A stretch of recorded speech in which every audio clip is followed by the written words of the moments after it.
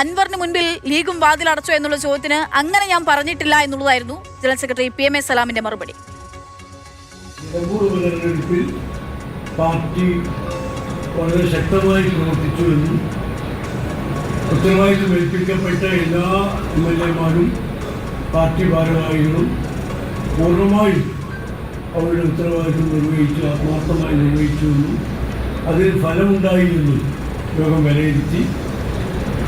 കേരളം എങ്ങനെ ചിന്തിക്കുന്നു എന്നതിൻ്റെ ചൂണ്ടുപലകയാണ് നിലമ്പൂർ ഉപതെരഞ്ഞെടുപ്പ് ഫലം എന്നും പാർട്ടി വിലയിരുത്തുന്നു.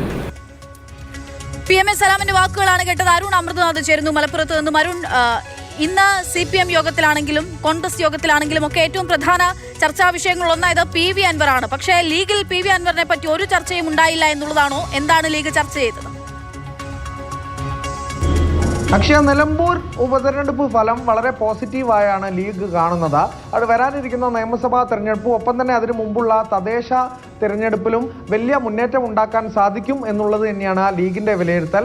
അതിന് മുൻപാകെയുള്ള ഒരു മുന്നൊരുക്കമായി തന്നെയാണ് ഇന്നത്തെ യോഗം ഉണ്ടായിരിക്കുന്നത്. അതിൽ മുന്നണി വിപുലീകരിക്കുക എന്നുള്ളതാണ് ലീഗിന്റെ ഒരു ലക്ഷ്യം. അതിനുള്ള എല്ലാ സാധ്യതയും പരിഗണിക്കുക എന്നുള്ളത് തന്നെയാണ്. അവിടെയാണ് ഒരു അൻവർ ഒരു ഘടകമായി വരുന്നത്.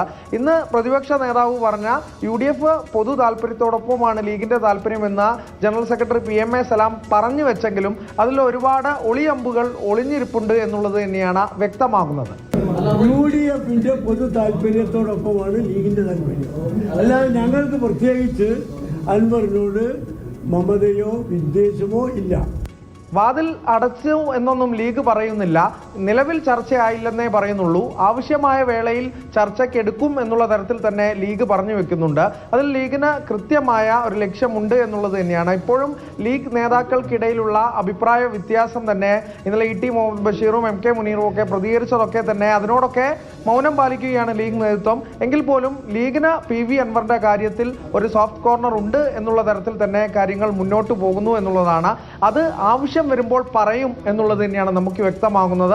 അതെങ്ങനെ പറയും, PK കുഞ്ഞാലിക്കുട്ടിയുടെ തനത് സ്റ്റൈലിൽ തന്നെ പറയുമോ എന്നുള്ളതൊക്കെ നമുക്ക് എന്തായാലും വരാനിരിക്കുന്ന ദിവസങ്ങളിൽ കണ്ടറിയാം. നിലവിൽ ഒരു ഭിന്നത ഉണ്ടാക്കണ്ട എന്ന തരത്തിൽ തന്നെ ലീഗ് കാര്യങ്ങൾ പറഞ്ഞു വെച്ചിരിക്കുന്നു എന്നുള്ളതാണ് നമുക്ക് മനസ്സിലാക്കാൻ സാധിക്കുന്നത്. അക്ഷയ.